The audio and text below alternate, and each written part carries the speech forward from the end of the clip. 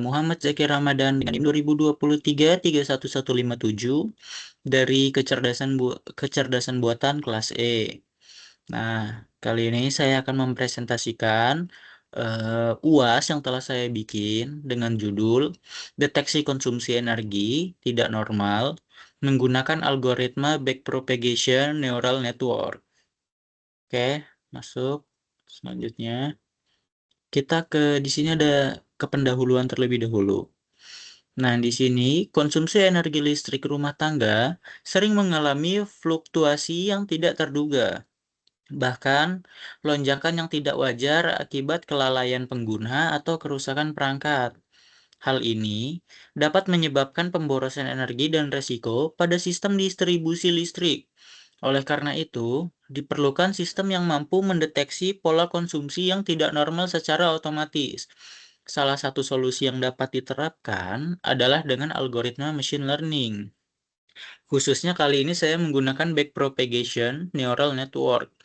Dengan melatih model menggunakan data historis konsumsi energi, sistem dapat mengenali dan menandai anomali secara mandiri. Pendekatan ini diharapkan dapat membantu pengawasan konsumsi energi secara efisien dan adaptif. Selanjutnya itu ada rumusan masalah. Yang pertama, bagaimana cara membangun sebuah sistem berbasis machine learning yang mampu mendeteksi pengguna energi listrik yang tidak normal secara otomatis. Nah, yang kedua, bagaimana algoritma backpropagation neural network dapat digunakan untuk mengklasifikasikan konsumsi energi sebagai normal atau tidak normal. Selanjutnya, sejauh mana akurasi dan efektivitas model dalam mengenali pola konsumsi yang menyimpang. Masuk ke tujuan penelitian. Nah, tujuan utama dari saya meneliti ini adalah untuk merancang dan membangun sistem pendeteksi konsumsi energi tidak normal menggunakan algoritma backpropagation neural network. Nah, adapun tujuan khususnya adalah yang pertama itu menganalisis data konsumsi energi per jam. Yang kedua, melatih model klasifikasi berbasis MLP classifier. Yang ketiga, menentukan tingkat akurasi, precision, recall, dan F1 score dari model. Dan yang terakhir itu ada menyajikan hasil deteksi dalam bentuk visual yang mudah dipahami. Masuk ke tinjauan teori. Backpropagation neural network merupakan salah satu jenis jaringan syaraf tiruan yang digunakan untuk supervised learning. Jaringan ini terdiri dari input layer, satu atau lebih hidden layer, dan output layer. Proses pembelajaran dilakukan dengan menyebarkan error dari output kembali ke setiap lapisan sebelumnya untuk memperbaiki bobot. Pada proyek ini, digunakan implementasi dari multi-layer perceptron atau MLP classifier dari library scikit-learn yang telah teruji mampu menangani data klasifikasi sederhana. Teknik normalisasi min-max scaler juga digunakan agar seluruh data masuk dalam skala 0 sampai 1 sebelum diproses oleh model. Nah, selanjutnya itu ada metodologi. Nah, langkah-langkah penelitian ini meliputi yang pertama itu pembuatan data konsumsi energi buatan selama 24 jam dengan beberapa titik yang diberi label anomali. Nah, yang kedua itu proses normalisasi data menggunakan min-max scaler untuk menyesuaikan rentang input. Yang ketiga, pelatihan model menggunakan MLP classifier dengan parameter hidden layer size sama dengan 10 dan max iter sama dengan 2000. Yang keempat, evaluasi model menggunakan confusion matrix dan classification report. Dan yang terakhir itu visuali hasil dalam bentuk grafik batang dan heatmap matrix. Oke. Di sini kita masuk ke program yang telah saya bikin.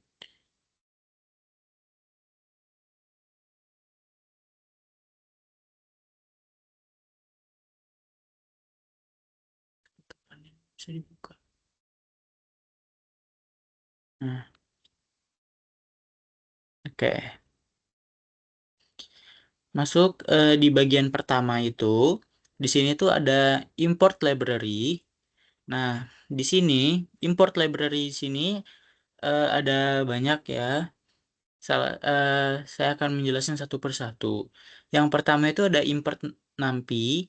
Nah, import NumPy itu tuh untuk manipulasi array data numerik. Selanjutnya itu ada import matplotlib. Nah, di sini tuh untuk membuat grafik visualisasi konsumsi energinya. Terus ada from scalar neural network. Nah, importnya tuh dari MLP classifier. Di sini tuh untuk membuat dan melatih model backpropagation. Selanjutnya itu ada import dari min-max scalar. Nah, di sini itu untuk menormalisasikan data. Selanjutnya itu ada classification report dan confusion matrix. Nah, tugas dari import ini dia tuh untuk mengevaluasi hasil klasifikasinya. Dan yang terakhir itu ada import dari Seaborn. Nah, Seaborn ini tuh untuk visualisasi tambahannya. Nah, kita masuk lagi ke jam. Jam sama dengan NP range. Nah, oke. Nah, selanjutnya itu data konsumsi untuk energi per jamnya ya.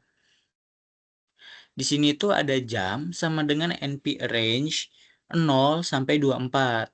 Nah, di sini itu jam NP range itu mewakili 0 sampai 23. Jadi totalnya itu ada 24 jam. Terus konsumsi di sini itu dia itu data konsumsi energi per jamnya. Selanjutnya ada label sama dengan NPRI. Dia itu nilai target. 0 itu tidak normal, 0 itu normal, kalau 1 itu tidak normal. Selanjutnya masuk di scalar sama dengan min-max scalar ini. Nah, dia ini tuh untuk menormalisasi data. Ada di sini scalar sama dengan min-max scalar. Selanjutnya ada konsumsi norm sama dengan scalar titik fit transform dalam kurung konsumsi titik reshape dalam kurung min 1,1. Nah, dia itu di sini fungsinya untuk normalisasi digunakan agar nilai konsumsi berada dalam skala 0 sampai 1. Selanjutnya lagi kita masuk di model MLP classifier hidden layer. Sini tuh model MLP classifier dalam kurung hidden layer size sama dengan 10, max iter sama dengan 2000, learning rate init sama dengan 0,001, habis itu yang terakhir ada random state sama dengan 42. Terus ada model titik fit dalam kurung konsumsi norm, label. Nah, dia itu di sini tuh untuk melatih model dari backpropagation-nya. Di sini dia membuat jaringan syaraf tiruan dengan satu hidden layer berisi 10 neuron. Terus max iter 2000 ini tuh batas iterasi pelatihan agar model konvergen. Selanjutnya random state sama dengan 42 itu untuk hasil yang konsisten. Masuk lagi yang bawahnya ada prediksi. Nah, di sini tuh prediksi dan evaluasi. Ada yang pertama itu ada prediksi sama dengan model predik, sama dengan konsumsi norm. Yang kedua itu ada conf atau confusion matrix, ada label dan prediksi. Selanjutnya itu ada report, classification report, dalam kurung label, prediksi, output, sama dengan true. Nah, di sini itu prediksi itu hasil prediksi dari model. Conf itu matriks kebingungan, confusion, menunjukkan benar atau salahnya prediksi per kelas. Selanjutnya ada report. Report di sini tuh laporan klasifikasinya dalam format itu kan output diknya itu tuh dictionary. Nah, untuk mempermudah format output customnya nanti. Selanjutnya itu ada visualisasinya, visualisasi hasilnya. Di sini tuh ada V, AX sama dengan PLT subplots, fix size-nya itu 12,6. Terus color-nya itu warna merah. Jika P 1, else green for P in prediksi. Terus ada bar, karena kita menggunakan bar kan, sama dengan AX AX titik bar, ada jam, konsumsi, color, edge color, warnanya black, terus line white-nya itu 1,2. Nah, di sini itu fungsinya membuat grafik batang, bar chart-nya itu konsumsi energi. Warna merahnya tuh data diprediksi itu sebagai tidak normal. Nah, jika warna hijau itu diprediksi sebagai benar, sebagai normal. Kalau yang merah tadi tidak normal. Selanjutnya itu for i, bar in enumerate bars.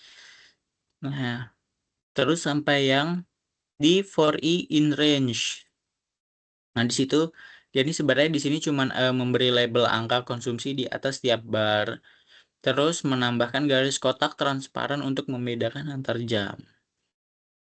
Selanjutnya itu masuk di yang ini set x ticks itu jam, set x label itu. Nah, sampai plt.show. Nah, dia tuh di sini fungsinya untuk mengatur label sumbu X, Y, dan judul grafik. Selanjutnya itu yang terakhir itu ada output. Kita mengeluarkan outputnya sini. Nah, sini print dalam kurung matrix kebingungan confusion matrix print conf. Nah, di sini itu dia tuh menampilkan jumlah prediksi benar atau salah untuk masing-masing kelas. Selanjutnya ada print laporan klasifikasi sampai habis. Dia itu di sini berfungsi yang presisi dari semua prediksi untuk kelas ini. Jadi kayak total berapa yang benar. Selanjutnya itu ada recall. Recall itu di sini fungsinya dari semua data asli kelas ini berapa yang eh, kita tahu kalau itu tuh benar. Selanjutnya itu ada F1 score. Nah, di sini itu fungsinya untuk harmonisasi presisi dan recall. Selanjutnya itu jumlah. Nah, jumlah sini tuh total data dari setiap kelas. Dan yang terakhir ada print akurasi total. Rumusnya report sama dengan akurasi dikali 100 dibagi 2F. Dikasih tanda persen. Nah, dia tuh sini tuh menampilkan akurasi total model, persen prediksi yang benar dari seluruh data. Maka outputnya akan seperti ini.